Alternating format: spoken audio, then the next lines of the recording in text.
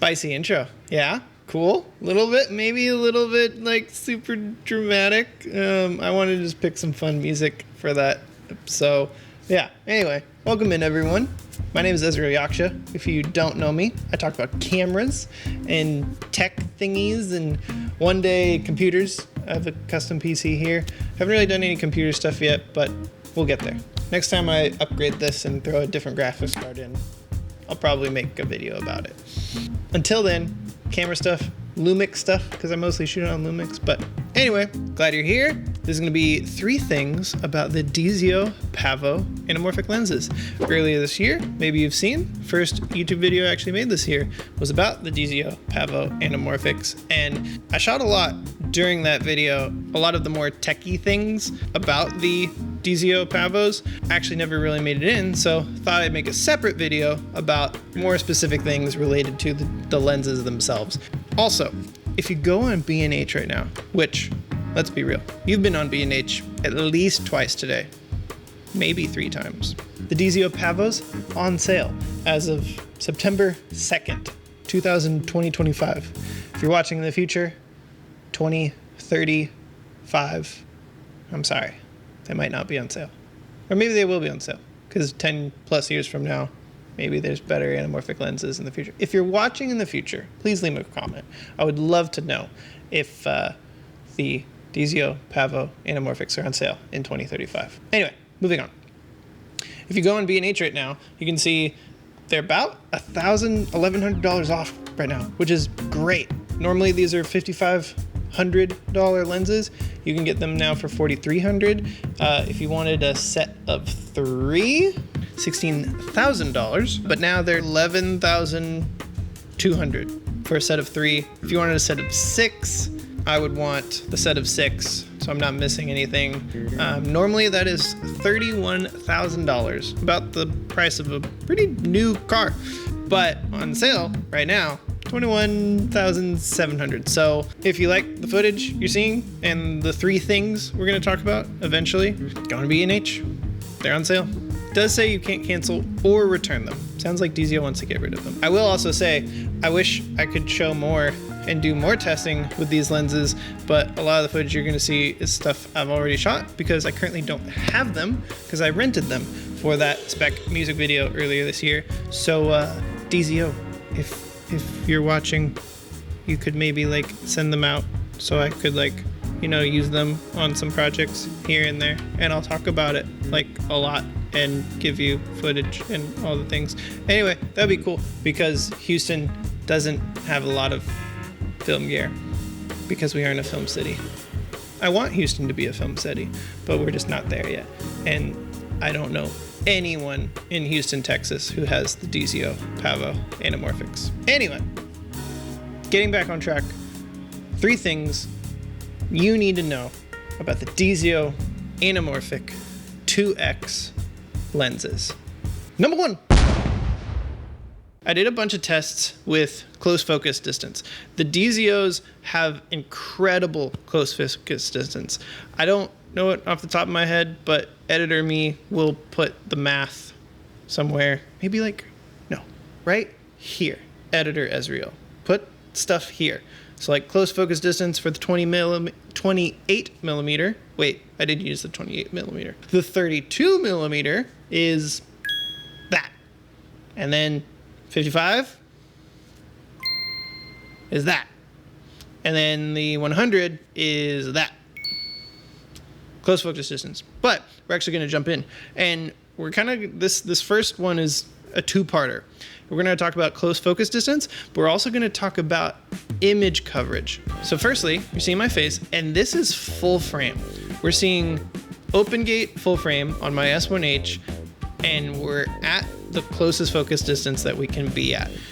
This is a really cool shot, in my opinion. And to crop in, at least in DaVinci Resolve, I would only need to go 1.36, 1.35, and then I don't know what this final aspect ratio, but this isn't actually much to crop. As we move on into the focal lengths, you're going to see higher focal lengths do cover kind of the open gate full frame. I know on the S1 II, they have a full frame 4x3 mode. I would love to see if the Pavos cover that. Probably not. It's probably closer, because it's like 3x2, then 4x3, but then the Pixis has 6x5, which is even a little tighter. So full frame 6x5 on some of these lenses might cover, even though they're only advertised for Super 35. We have this really cool, I have no idea what this aspect ratio is, like 2.67 something. But this is our close focus distance. But if we jump to Super 35 4x3, punch in a little bit, our aspect ratio is closer to like a 2.66 something now, I believe. But the close focus distance is still pretty much there. My face just feels closer now. I will say, on this shot right here, my mustache fully in focus, I love the, like, when you're at full, like, close focus, like max close focus, the, like, swirl on the edges of the Pavos, the character, it's just pretty. It's just so pretty. I feel like these lenses do set themselves apart to other lenses. Like, that distortion edge thing is for the Pavos. Moving on quickly, kind of through 55 and 100, you can see the 55 is really close to covering that 3x2 full frame open gate. If I crop in 1.2 in DaVinci Resolve, we're pretty close to like having no vignetting, and this is like covering full frame. Me being silly on camera again. Cropping in on the 55mm, not bad. So most likely 65, 100, and so on and so forth, you can kind of get away with full frame. Not too bad. And then finally, if we jump to the 100mm and I crop in, oh my gosh, what? 1.1, which is nice. This is what close focus distance looks at 3x2. And then if I jump over to the 4x3, this is close focus distance. I will say, I believe the 65mm lens is like rated as a macro lens. This is really impressive close focus distance for an anamorphic lens in general, but the 65mm is like rated as a macro. So now that we've talked about close focus distance and we've talked about image coverage, these can kind of cover full frame depending on the mode you're in. Definitely not 16:9. Sony. In Canon. I'm sorry, Sony. You're right. Canon too. I think Nikon does open gate. I'm not sure. Anyway, 3x2, 4x3, 6x5. If you have a camera that can do full frame, some of these lenses will be able to cover it if you want to mess with that. So now that we've talked about those two things, let's move on to our next have to know about the DZO PAVO Anamorphics. Here we're going to talk about field of view. Vertical field of view, horizontal field of view, and maybe I'll let past Ezreal talk a little bit from March 2025. The reason why I wanted to leave everything kind of how it was to showcase we were shooting on a 50mm prime, full frame prime, earlier in the A-roll. We're now on a 32, but we've pushed into Super 35. So 32mm, 1.5 times, I don't know what the math is, maybe I'll put that up here. Let's put that up here. 1.5 times 32 will give us our actual current focal length, which should be around 50. The top and bottom of this frame should be really similar to the 50mm that we were. We're gonna divide that for 2, and that's our horizontal field of view. That's also kind of wanted to leave, like you can see my backlight back there, the sandbag in the corner. Yeah, that's what anamorphic does, which is really cool. You kind of get the same vertical height, but then you get twice as much, depending on anamorphic, like 2x, 1.5x, 1.6x, 1.33. That will be your horizontal field of view, which is why I love anamorphic. So that's how anamorphic lenses work. Really quickly going to the 100mm, which kind of has a lot going on. FT 2.4 background, really cool. Probably not super usable in a commercial setting.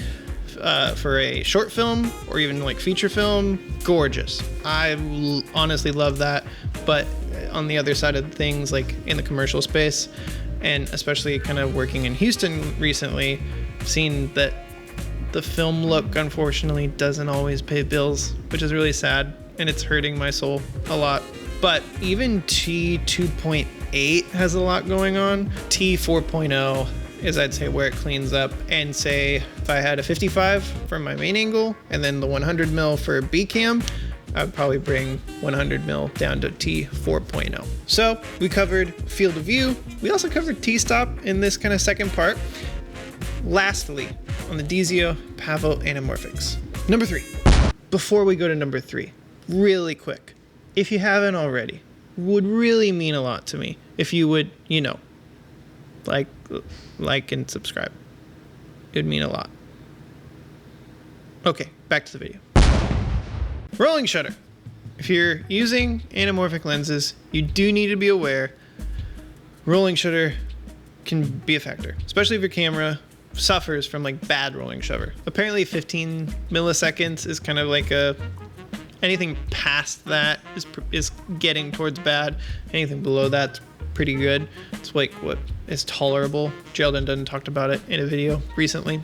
If, say, you're on an old Lumix camera, the S1H, which is a GOAT, by the way, workhorse, amazing camera, horrible rolling shutter. If you're stretching that sideways, which is essentially what anamorphic's doing, it's going to make the rolling shutter even worse. So this is what 3x2 full frame looks like on the S1H rolling shutter wise. Lots of jello, especially that vertical line on the post. Now, when we move over to anamorphics, it gets worse. And I will even say, looking at this, it feels like there's both like lateral rolling shutter and then like forward movement a little bit. I don't know what you would even call that. Like, it feels like this tree in front of is like pushing back and forth. But yeah, very jello-y all over the place in full frame, open gate. If we jump over to Super 35, I'd say this is a noticeable improvement compared to the jello-iness of the 3x2 mode. I feel like we aren't getting that like forward, back and forth look in rolling shutter.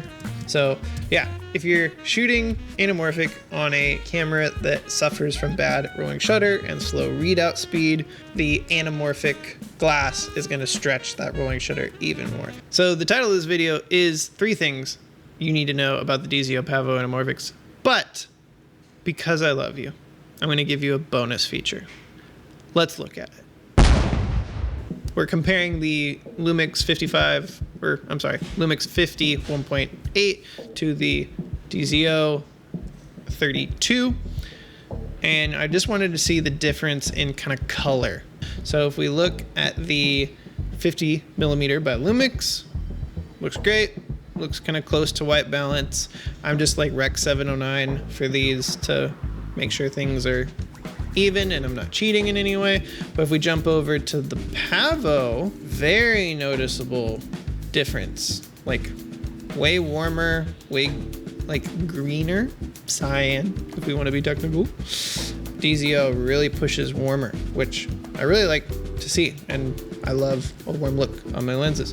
Yeah, excited that the DZO's kind of, you can see the difference in color, sure. But that was the last feature I had for you. 3 things. And if we want to be particular, because like image, circle, like coverage, and then close focus distance, but then also we had field of view and T-stop, plus the color, plus rolling shutter. I think we're at like 6 now. Oh my gosh. You came here for 3 things and you left with 6 things. You're welcome. I hope you learned something. If you did, leave a comment. Like this video. Helps me out. But then also, it's been really cool over the course of this year to like actually have conversations with people in the comments. Definitely was scared of like the dreaded YouTube comments, but it's been really cool to just chat with people. And I'd love to make some type of like community place where we all can talk and chat together. I feel like there's a few of you who regularly comment on my videos and I don't really even know who you are, and I'd love to. So if that's you, let me know in the comments, I guess. Or maybe I can do like a post thing and every Tuesday, or I don't know, random day, I do a post and we can talk. Yeah, because we'd love to meet you guys and talk. So again, if you found something useful in this video, I hope so. If you learned something, I hope so. That is always my intent with these videos, to just share what I know and hopefully someone learned something. So really appreciate you. Hope you have a wonderful day or night or morning, wherever you are in the world. And I'll see you in the next video. Later.